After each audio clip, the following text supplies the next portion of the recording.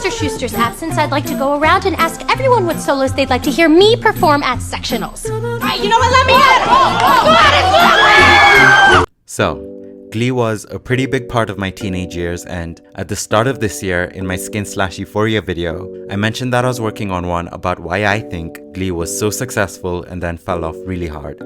I since scrapped that video because having to recap the entire thing seemed like way too daunting of a task for me, but thankfully, YouTuber Mike the Snare did a good job of that. It's not exactly what I would have said, but he brings up many good points and I recommend it if you haven't seen it. Before I get to the main topic of this video, which is my love for Santana as a character, let me give a quick summary of what I was going to say in my scrapped Glee video, which is also important to understanding why I think that it doesn't apply to Santana. The reason why I love the first season so much is because it is so clearly and effectively satirical. Don't you think you're being a little dramatic? I mean, even for you? I am like Tinkerbell, Finn. I need applause to live.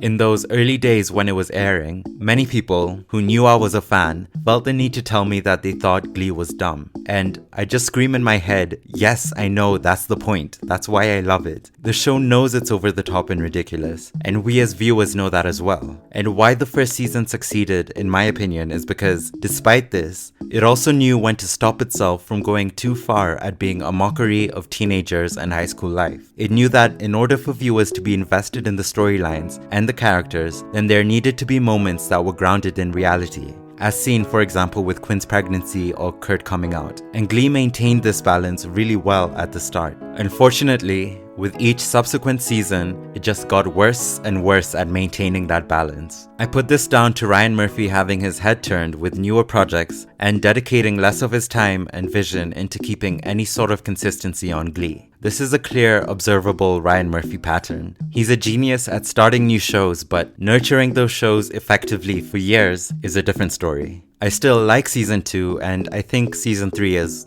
watchable, but at some point it became impossible for me to take the storyline seriously. They would just meander endlessly and you would have useless plot points like a season opening up with a character having gone through a big change in her look and personality, which in any other show would be set up for a real character arc that season, but instead it was meaningless and lasted about 5 seconds. Or said character getting into a major car crash that should have a big impact on the trajectory of her storyline, but instead in just a few episodes it's like it never happened. You can't invest yourself in a story that either changes at the drop of a hat or leads to nothing concrete. There was no longer this stability between the satirical and the serious. Instead it was like everything was simultaneously a big joke and also meant to be super serious at the same time. It became a mess. But worst of all is that it wasn't only the storylines that were hard to take seriously, but the characters themselves. Iconic characters like Sue Sylvester, who at one point was one of my favorite antagonists ever. Face it,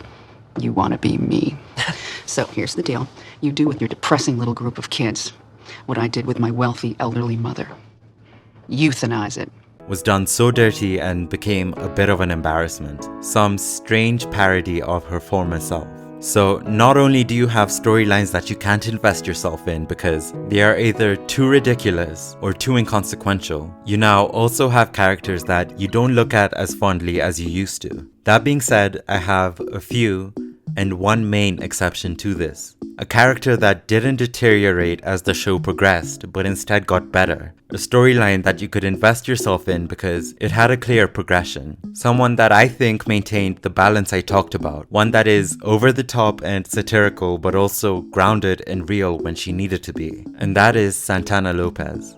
When I first started on Glee, I didn't have like any lines, so I would just sit in the back of that classroom and like roll my neck and do anything I could to get that camera on me, and it worked. I think it's clear that the original intent for this character was to be nothing more than a background sidekick to the head cheerleader, Quinn Fabray.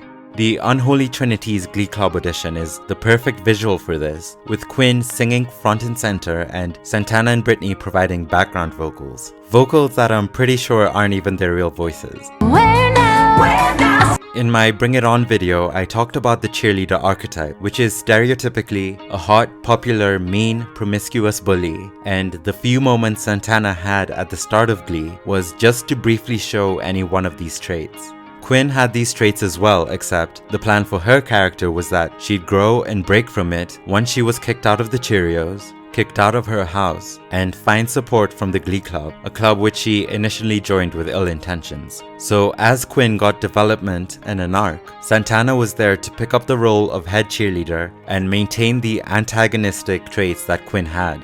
And also by having someone at Quinn's side who is an even nastier version than she was, the goal was to make the audience more forgiving of Quinn as a bully and more accepting of her growth. Santana just had a basic background role. But then what happened is that when they started filming, Naya Rivera's immense talent was obvious and they knew that she was worthy of a much more prominent role in the show. The following is a direct quote from the showrunners. "It didn't take more than an episode or two for us to realize that we had lucked into finding one of the most talented, special stars we would ever have the pleasure of working with. Naya could act, she could dance, and she could sing. And thank God they gave her a more prominent role after noticing this, because Santana injected life into Glee that kept it from going stale."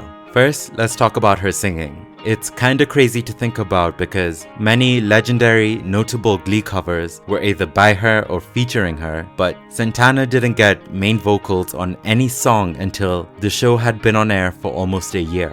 The pilot aired on May 19th, 2009, and it wasn't until May 11th of 2010, in episode 18, Laryngitis, that we got her duet with Mercedes where they covered The Boy Is Mine. Before this, all she got was background vocals that you couldn't even differentiate from the rest. To go from being close to non-existent in the covers, to covering multiple songs, to having an Amy Winehouse solo at sectionals, to covering Adele, to being the only character that took the Rachel Berry staple in Don't Rain on My Parade and made it her own, shows just how much she stands on her own as a singer. But it wasn't just her vocal talent that brought more life to Glee. It was this coupled with her acting ability, without which we wouldn't have been able to get such a rich storyline from her character. Aside from the inclusion of Blaine, Santana's storyline really carried the show on its back past the first season. A storyline which pretty much boils down to one's complicated coming out story. It was towards the end of season 1 where we got the sweetest little hints of what would be further development for her character, with Santana and Brittany being really close and there being repeated shots of them linking their pinkies. Then in season 2, when Naya Rivera was finally upgraded to a series regular,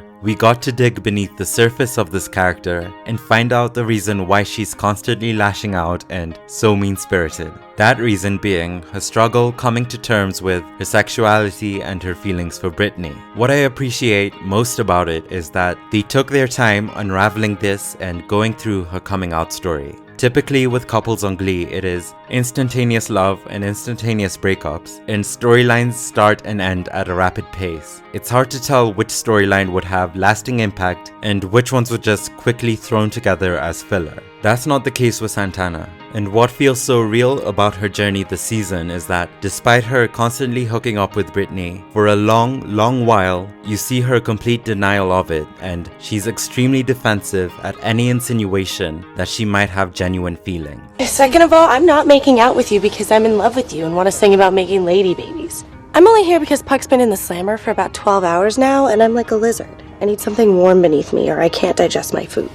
And what's smart about it is that her storyline is running in parallel with Kurt, who is out and is being bullied so badly that he has to change schools. Coming out to yourself and others is hard enough as it is. And to have to see how horribly someone that is out is treated just makes the internal struggle so much worse. Which is why it took all the way until the 15th episode of the second season for her to finally admit her feelings for Brittany, while covering Fleetwood Mac's Landslide. And still, this is only the beginning of her coming out story, because coming out to yourself is only the first step, and for the rest of the season we see her struggle to find the strength to come out to everyone else. Like, after her cover of Songbird, Brittany offers to have Santana on her talk show, Fondue for Two, so she can come out on there. Santana agrees, but 1 hour before the show she texts Brittany saying she can't. However, the sweetest, most memorable moment for me is in the Born This Way episode, where the Glee Club are all doing a performance of Gaga's song and wearing t-shirts that each have a statement embracing who they are. Santana makes one for herself that simply says, But Brittany makes a shirt for her that is supposed to say lesbian but instead says Lebanese. Is that supposed to be lesbian? Yeah, isn't that what it says? When you told me all that stuff the other week, it meant so much to me. To see you be so honest. Santana refuses to wear the shirt and decides not to perform the song. Yet at the end of the episode, when the rest of the Glee Club is performing, we see Santana sitting in the auditorium wearing Brittany's Lebanese shirt. It is just so heartwarming and funny and sweet and shows the little baby steps one can take in accepting themselves for who they are. Her coming out journey carries on into season 3 where, again, her storyline is easily one of the highlights of the show, which at this point, for me at least, was deteriorating at a rapid pace. Santana is forced to come out to her parents and her grandmother because someone overheard her argument with Finn and is using the fact that she's a lesbian in an attack ad against Sue Sylvester, which then leads to what is the best cover of the season with Rumor Has It and the best slap in the show. They don't Not just the school, you idiot! Everyone! What are you talking about?